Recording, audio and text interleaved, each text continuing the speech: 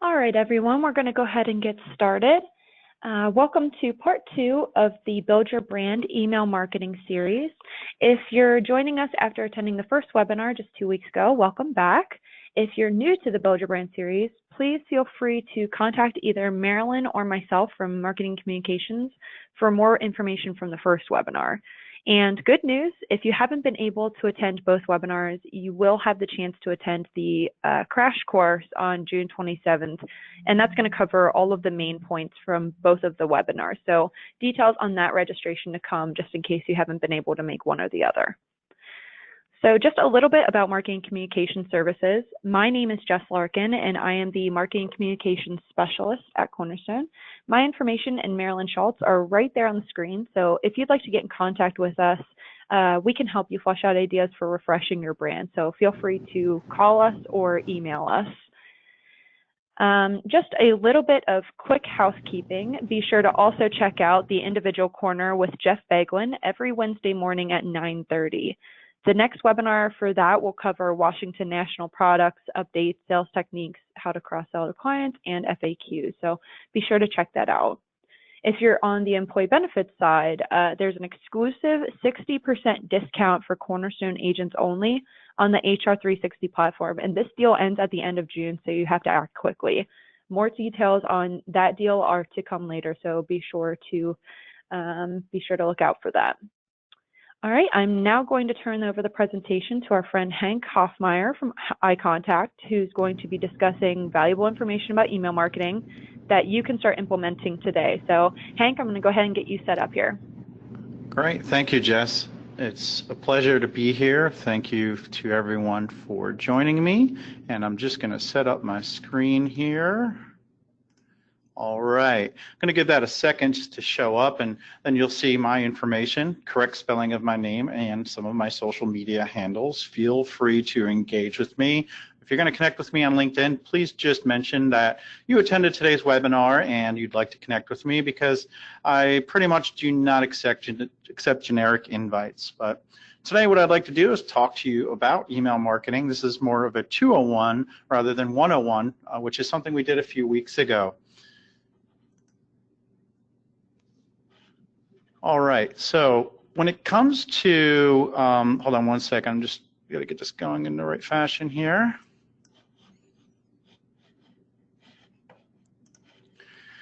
All right, yeah, my mouse was not working correctly. When I started developing this webinar, I started to think about how I wanted to talk to you about 201 items more than the general best practices that you need to follow. And it made me think of back in the early 2000s when I was working for a company and I was there for 5 years. One day I thought the grass might be greener somewhere else, and I decided to quit and go to another company for a slightly better salary and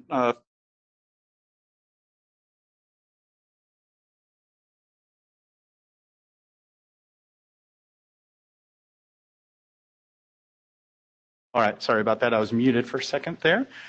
Sorry about that. That was my fault. That's right. So going back to my story, I thought the grass might be greener, and I left for a slightly higher salary and, more importantly, that fancy job title that we're all coveting. I knew it was a risk, but I didn't know what risks were involved. Needless to say, about a short 6 months later, I left that company because it wasn't really what I thought it was going to be, and I was very frustrated and disappointed in the job that I took on rather than the comfort of what I already had. To make matters worse, I couldn't swallow my pride and contact my previous manager and try to get my old job back, but there is a happy ending here. About 3 months later, my old manager called me and she heard I was looking for a job and offered me a better role with an increase in salary. So it worked out for me, but I should have done some due diligence. I should have been able to head off some of the pain and frustration that I eventually started to encounter. Like I said, it worked out for me, but at times it may not always work out. You always want to know the risk before you take on any challenge. And for email marketing, yes, it can be challenging, but what we're here to do today is to go over the risks so you have successful email campaigns. What I want you to do today is to think about the risk. And by that, what we're going to do is make sure that you know the regulations for email marketing and how they can affect your email marketing habits, how you can integrate your data so that you can perform better email campaigns and get more results, resulting in more business, which is probably what you're looking for. And what we want to do is look at some security settings that you may not know about or have not set up so that you have strong security settings to make sure more of your emails get into the inbox and that you're developing healthy habits, which are important to ensure that your emails are engaging and getting into the inbox. Then I want you to know your audience. There's nothing more important than sending the right email to the right person. Therefore, knowing the risks, you'll be able to have better email campaigns. A couple of weeks ago, I facilitated a webinar on the email basics, a 101 webinar. I wanted to do a little recap. There are some of you probably on the call that may have been here for that one, and then for others, this will be just a high overview, and I'm not going to do the whole webinar again. It's just going to be basically 2 slides. What's the most important thing is, you might say email marketing, yeah, it's okay, it does a little bit, or maybe you don't do it at all. Email marketing is very popular. There's a 44-time ROI for email marketing, meaning when you spend $1 in email marketing, you should be getting back $44. And 95% of online consumers use email. Therefore, your audience is using email. You should communicate with them through email marketing. And 72% of consumers say email is their preferred method of communication over other channels such as social media. Therefore, I feel email marketing is very important. We talked about filing a claim where you need to create awareness, leap into action, aspire to follow best practices, inspire subscribers to act, and then measure your results. We talked about with your audience, what you want to do is make sure that you use a sign-up form on your website, or maybe you just take email addresses from business cards or whatever. But what you want to do is make sure you're only gathering information you need in the onset, and that usually is a first name and an email address. You can start a relationship there, then ask information more detailed later. Now, you might be saying, well, I need to give quotes or something like that, and I need more information. On those types of landing pages, or when you need that specific information, yes, it might be the right time to ask for that. But if you're trying to get people to sign up for just a general email newsletter, asking for more than a name and an email address is just not worth it and can cause you more problems in the long run. When it comes to using templates, make sure you have professional looking templates that match your brand color and the style and voice, as well as create a couple different variety of templates. This way you're not always using the same format every time you're sending an email, making it boring. When it comes to content, make sure it's mobile responsive. Your emails need to adapt to the desktop, to the tablet, and then also to smartphones. Most email service providers do that these days, but you just want to check and make sure it looks okay. And you want to make sure you're using the right mix of images and text in your emails, because that could determine whether or not you may be in the spam folder or the inbox. I like to talk about a 60-40 split, meaning 60% text, 40% of images, or it's a 1-4 split. In other words, for every image, you have 4 paragraphs of text. And then when it comes to data, try to gather more information when you can to try to personalize and then segment your audience. And we're going to talk about segmentation in a little while. Now, when it comes to analyze, just make sure you're meeting some industry standards. For insurance, it's around 21% in open rate, which is what you want to strive for. Clicks around 3 to 5%, and you want to have your unsubscribed rates be around 0.05% or 5 per thousand, and your bounce rate should be less than 1%. That's pretty much the previous webinar in a nutshell, but I'm always open to talking about some general best practices when we go to the Q&A if you need to, so keep that in mind. So again, going back to risk, make sure you know the regulations, look at integrations, set up your security settings, and most importantly, know who you're talking to. So first up, let's talk about regulations. You might say, well, what do I need to know? I just need to have an email list and I send them an email and that's it, right? But in reality, there's a lot more going on behind the scenes and you need to know about these items. The Can-Spam Act, which is the first regulation that kind of came about in 2003, which is enacted here in the United States, specifically says that you need to provide your subscribers with a mechanism to unsubscribe from your emails. Now that means having an unsubscribe link at the bottom. We probably all see that in emails. Basically, they just need to be able to contact you to say they don't want your emails anymore. That could be a phone call, that can be an email, that can be a business letter, but most people use the link in the email because it's just more convenient. Realistically, this is more of a weaker legislation compared to the other ones, which, the next one is in Canada, and it's the it's the CASL, or the Canadian Anti-Spam Law. And that was enacted in 2014, and that one has a little more bite. Not only do you need to provide a mechanism for unsubscribing, you need to make sure that you have explicit consent to email these folks. In other words, they have to say they want emails from you. And if it's a checkbox to say, I want your newsletter, it cannot be pre-checked. They have to check it saying, I explicitly want this email. And going even further, we now have GDPR, which was just enacted on May 25th in the European Union, which is the General Data Protection Regulation. That has stiff fines for anyone that violates this legislation, and it really goes above and beyond not only allowing people to unsubscribe and then having the explicit opt-in, but also there's the right to forget. If someone emails you or contacts you and says, I want you to delete all the data you have on me, you need to be able to do that. And then also, if they ask for all the data that you have on them, you have to be able to give it to them within 72 hours. So these laws are getting more stringent, and you probably will see something coming along in the United States in the near future in regards to more strict legislations. Now, you might say, CASL and GDPR, since they're in Canada and EU respectively, don't apply to me.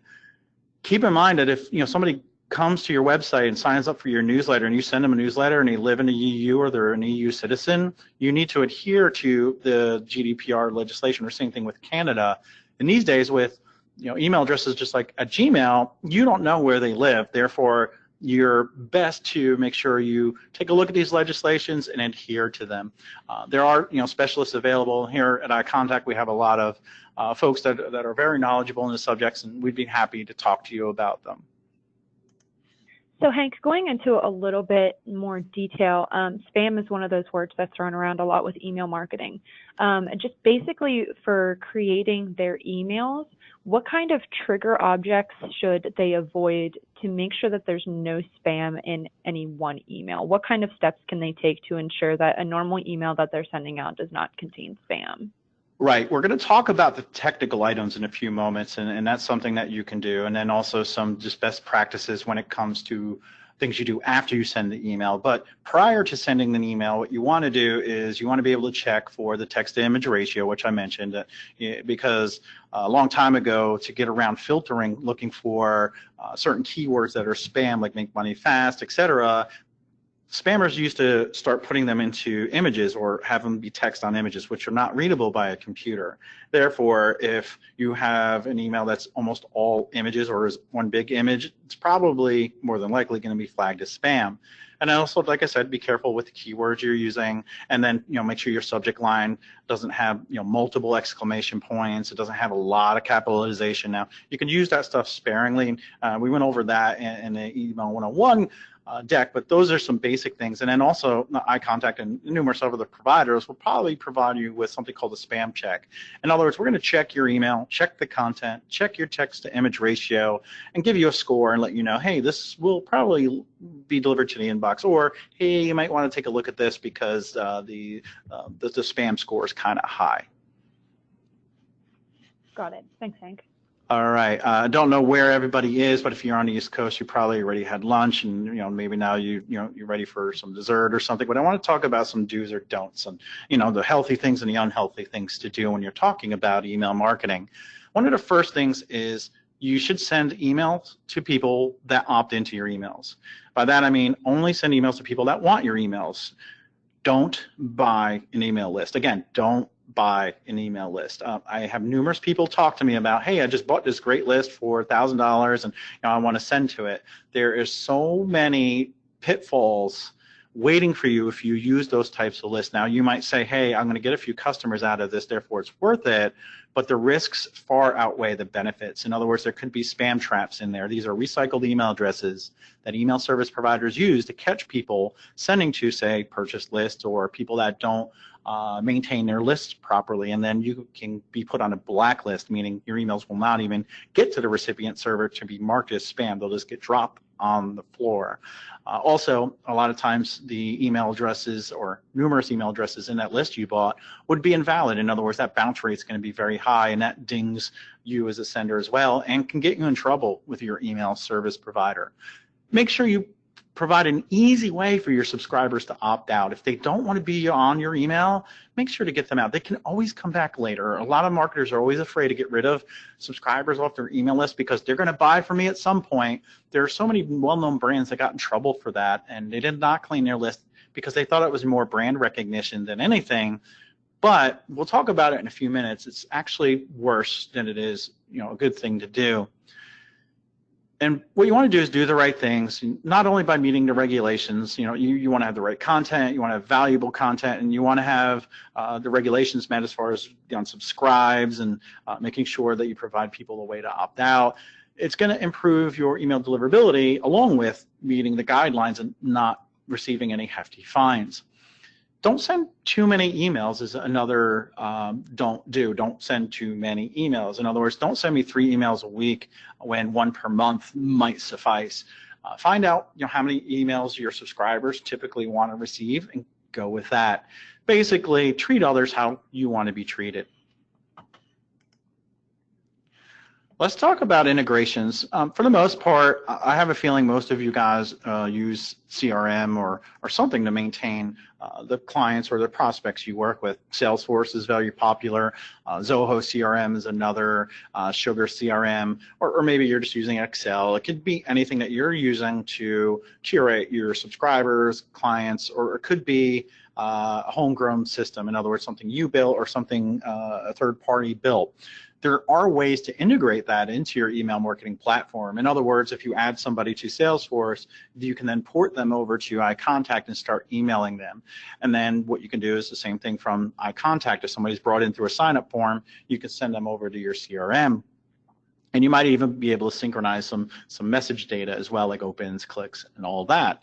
Now, there are integrations that can just be plug and play. There are third-party services that you can set up that talk to each other that may cost a little bit of money, or you can have a third-party API or application program interface created where you hire a developer and they create a connection to most of those custom homegrown types of databases and then iContact. I highly recommend connecting them if you can. It just makes your life a lot easier and helps you optimize. All right, let's talk about some security settings and then some habits that you need to develop. Now, take a drink of water or some coffee if you have it, because this first slide is going to be a little dry, but I'm going to try to make it as simple as possible, and then we'll move on. There are some things that you need to do to make sure that your emails do not go into a black hole or a blue hole, because of my slide here, and ensure that your emails are getting to their intended recipient. These are things that you're going to set up on your domain or with your hosting provider. In other words, if I own hank.com and I have GoDaddy as my provider, I would log into GoDaddy or have somebody knowledgeable about GoDaddy go in and set these items up for me. And the first one is SPF, and this stands for Sender Policy Framework. This basically says that your email service provider, or say iContact in this situation, has permission to send emails on your behalf. And if that permission is on your domain and the recipient server says, hey, does iContact have permission to send this email? Oh, yes, they're on the SPF record. They'll let the email through. If you don't have the SPF record, there might be a chance your email will be dropped and not delivered or sent to the spam folder. Now, the next one is DKIM, or Domain Keys Identified Mail. Now, this one is checking to see if your message's content is trustworthy, meaning, was this message changed from the moment it left the initial mail server till when we received it? And that's something that you can set up both on your domain and then within your email service provider. It's kind of like a key that basically says only people with the key can send these emails, and nothing has changed along the way. And then last is DMARC, a domain-based message authentication, reporting, and conformance. That was a mouthful. I just like to say DMARC. It basically checks to see if there's SPF and DKIM, and if not, what policy should we follow? And for the most part, it's usually going to be quarantine, or it's going to be reject. If it doesn't meet these standards, reject this email or put in quarantine, I'll review it later. Or you can have it be set to something called none, where it doesn't check for anything, but you can find out who's sending emails from your domain. This is more or less an optional item, but it is something that if you want more control over the types of emails that are going out from your domain. In other words, if you want to make sure that your domain is not hijacked by somebody in another country or a hacker in the United States or anywhere, this is a good way to check for that and see where emails are coming from using your domain, especially if it's not you. When you're sending emails, it's important to note that your domain has a reputation. I like to call it a credit score. What happens is when you send an email, things happen on it with that email. Basically, people open it, click it, star it, mark it as important, forward it, or maybe read it later. Those are all positive things that happen when your email is sent. Now, the bad things or the negative items could be somebody marking it as spam, deleting it, unsubscribing, having an email bounce because of a bad email address. All of these negative items bring down your credit score or your domain reputation. And at some point, if your domain reputation is bad enough, more and more of your emails are going to go to the spam folder. And what you want to do is make sure that you have a good reputation with your domain or a high credit score. One of the main ways that you can improve your credit score is using list hygiene. What you want to do is make sure that you're cleaning your list of people who have not opened or engaged with your email in a long time, probably 6 months or at least every year. Run a report of people who have not opened a single email from you. Maybe send them a series of 2 or 3 emails, with the first one being, hey, are we breaking up, ? And I don't know about you, but if somebody sends an email telling me they're breaking up with me, I want to know why. And then when they open the email, you just say, I noticed that you haven't been opening our emails. We want to make sure you still want to receive valuable information from us. Do you want to receive our emails, yes or no? And if they click yes, you can go ahead and continue to email them. If they click no, then you'll go ahead and remove them, or maybe they ignore it. After you send, say, 2 or 3 emails, take a look at anyone who's not opened any one of those 3 emails and then just remove them. Number one, you'll see your open rates are going to climb up because all that dead weight is all off of your subscription list. And number two, the email providers or the recipient servers are going to see that you're sending to relevant, engaged subscribers, and they're going to put more of your emails into the inbox, which is very important. Next and last, what I want to talk to you about is knowing your audience. What you need to do is send the right person the right message. Long gone are the days when you just send out the same email to everyone, unless it is a general update or something like that. But when it comes to nurturing someone to a sale or talking to you, you want to make sure that you're talking to the right person. We live in a day and age where the consumer is more empowered than ever. I call them the empowered consumer. They have a mobile device. They are able to basically pick up this device they have in their pocket, and they're able to use it as a calendar. It's also their map, it's their library, and at times it's their credit card. I don't know if anybody has used Google Pay or Apple Pay or something like that, and use your phone to pay for something, but it's their credit card. It's their digital companion. It drives what they do as a consumer. They're hands-on. They're going to be able to compare services, products, pricing right at the tip of their fingertips. They don't have to wait, or they don't have to go around and wait a few days for information to come in or submit forms and wait for stuff. And they can compare 2 different services at once and make a decision on the fly. They're smart. They know who to go to. They're going to check with their friends, their family, their coworkers, or even strangers to see if they need to do business with you. They're going to take a look at reviews you may have online. Are you on Yelp, or do you have reviews on Facebook? They're going to look at these before they make a decision to work with you. They're also vocal. If they have a positive experience or a negative experience, they're going to talk about that to friends, family, and coworkers, as well as they're going to put those reviews out there on these sites. They're committed. The empowered consumers committed to you as long as they're going to get value and probably good pricing from you, as well as you want them to be committed to you to be a long-term customer. Therefore, you want to make sure that you're providing the empowered consumer with what they want, when they want it, and provide value and excellent customer service. They're global. Maybe somebody's looking to move from one state to another, one country to another. They're able to do research, right? Maybe somebody's moving from or back from Europe to the United States, and they're going to need insurance at some point. They're able to do a lot of research ahead of time before they even come over. It is a fast-moving type of economy we're living in, and the consumer has more power than the business owner, where it used to be the other way around. So with that in mind, Hank, just knowing what the consumer is looking for when you're sending an email, how can those consumer qualities be used to the advantage of the person that's sending the email? So in other words, what kind of content could they be using that speaks to the empowered consumer? I'm talking like testimonials, things like that.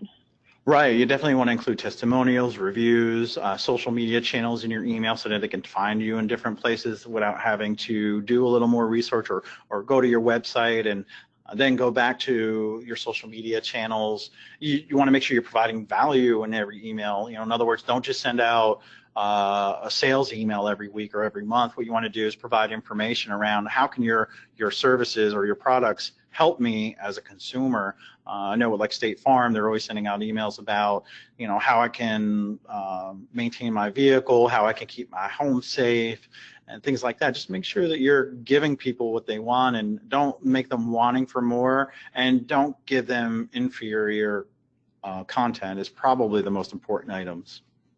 Yeah, absolutely.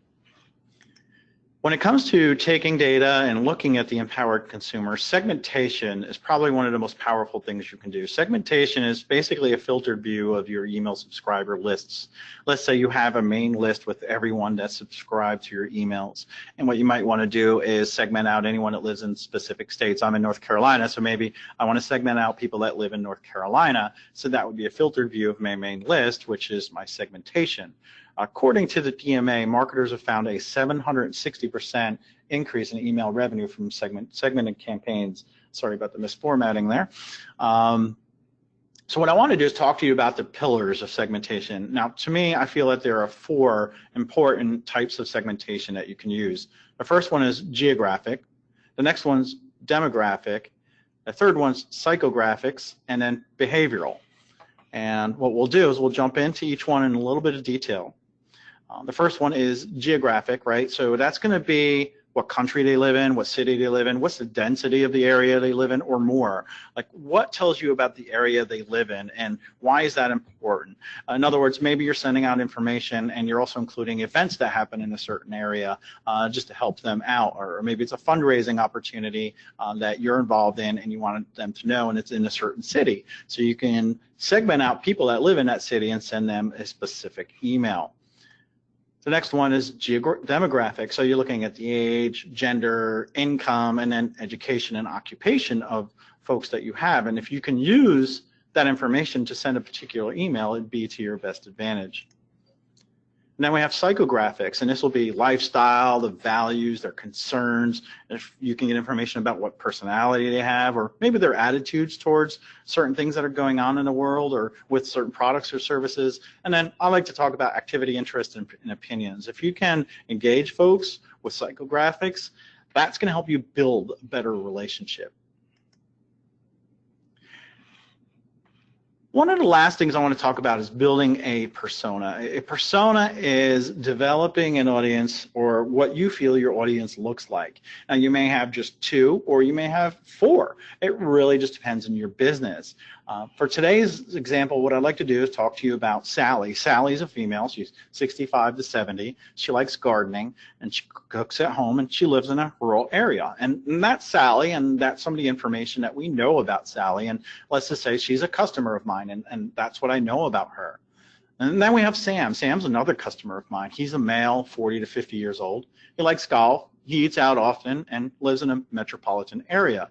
Now, this is important to know, because if I was just to send out an email about golf and only golf, I'm probably going to resound with Sam, but I'm going to really probably get Sally to start ignoring me. So if you know these types of things and you can segment them based on these types of attributes, you could start targeting and personalizing your emails more. Therefore, you'll have better results. People will engage with your emails more. Like I said, you might have a general email that goes out once a month that's like a notification or an update. That's fine. But if you have this type of information as far as a persona, which you can just sit down and think about your typical customer and come up with these attributes, start thinking about how you can target them effectively. In other words, sending an email to people like Sally, that, about gardening or something like that. Talk about what your subscribers want to talk about. Weave it into your business a little bit if you can, or talk about like gardening. Does it improve your home? What do you want to call it? Value or not? Something like that, because people who like gardening probably want to know about that. And then, Sam eats out often, and if you sell health insurance, obviously you want to talk to him about, making sure you're choosing healthy restaurants to eat at. So those are some examples of how to use personas that help you with your marketing, and hopefully you'll start looking at that and developing your own personas.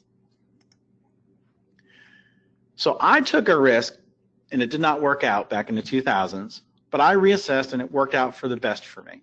In hindsight, I probably should have done some due diligence and mitigated my risk. But with email marketing, I've already taken a risk for you.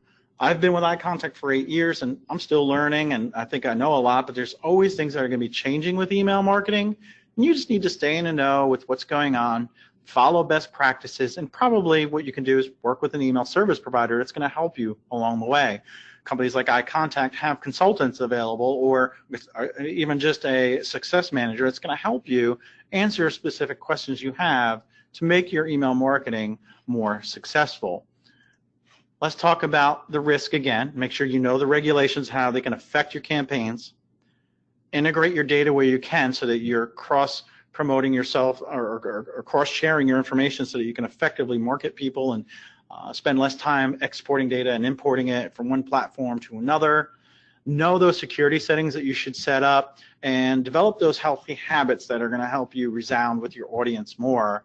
And then, to me, one of the more important ones is know your audience. Use segmentation, build those personas so that you're sending better emails, and more importantly, sending the right email to the right person. As an exclusive offer for being on this webinar today, I wanted to offer you a $30 coupon code if you sign up for iContact if you need an email service provider. After a 30-day trial, you just use the code HankFriend and we'll give you a $30 coupon. And also, if you'd like to join my newsletter, you can text Hank to 345-345. I share a lot of information for business owners about how to market better, what blogs and apps that I find helpful, and podcasts. There's just some general information about email marketing here and there. And I just like to have fun with it, and it's sent out once a month on the first of the month. So again, text Hank to 345-345. And iContact just recently launched an awesome email subject line guide. It has 501 good and bad subject lines. We took over 1 billion real email sends from iContact over the last 15 years, looked at them, dissected them, and put them on paper, and our thoughts about which ones were the best, which ones were the worst. So if you want that, if you text Hank to 345-345, I'll send you an email later on today, a separate one, with a link to that guide so you can get started on creating awesome subject lines. So with that, I'd love to open it up for Q&A, and I know during the last webinar some folks wanted to know the text number, so I'm going to leave that up here. And Jess, I think we're ready for some questions. Yeah, so if anybody has any questions, go ahead and type them into the question box to the right from GoToMeeting, and I will send them off to Hank, and we can try to get some answers for you. So I kind of wanted to talk a little bit, while we're waiting on some questions, a little bit more about the subject lines. What kind of, how would that be helpful for somebody that's just getting into the email game that maybe has never really approached it before? Would that be a useful resource for them as well? I think it's for anyone, because it just lets you know with real data. In other words, like, you might have thought an email subject line was great, and then you see that with iContact somebody tried something similar and it had a 0.5% open rate, and then you'll see some that had 80-90% open rates, and that makes it more effective to know what's working, whether you're beginning or you've been doing it for years. I'm going to try to pull up the guide myself. I think I had it downloaded, but yeah, but I think it's just helpful. There's just so many real world examples, and actually we broke it out by different types of email as well, like welcome emails, autoresponders, basic broadcast messages, and ones that are used in automation as well. We talked a lot in our first webinar too about how that kind of information, how you can figure out exactly what's working best for you, is very trial and error. So I think it depends on the person as well that's sending the email and the audience that they're trying to reach. I agree. I definitely, I think we spoke about that during the last webinar, doing split testing one version of an element, say an email subject line, versus another one with, say, 10% and then another 10% of your list, which would be a total of 20, then see which one does better, and then you send the winner out to the remaining 80%. It doesn't look like we have any questions coming in right now. If you have any questions that maybe you think of later, you can feel free to send them either to Hank or myself. My email address is jlarkin@crnstone.com, and I will be able to get you an answer that way. And of course, be sure to subscribe to Hank's newsletter so you can get a little bit more information as well. So I'm going to end it right here. Thank you so much, Hank, for coming on these last two webinars. And like I said in the beginning, we'll be having sort of a crash course of the first two webinars in the coming weeks on June 27th. So be sure to check that out if you missed any part of this full webinar. So thank you so much, Hank. Great. Thank you for having me. Thank you. Goodbye.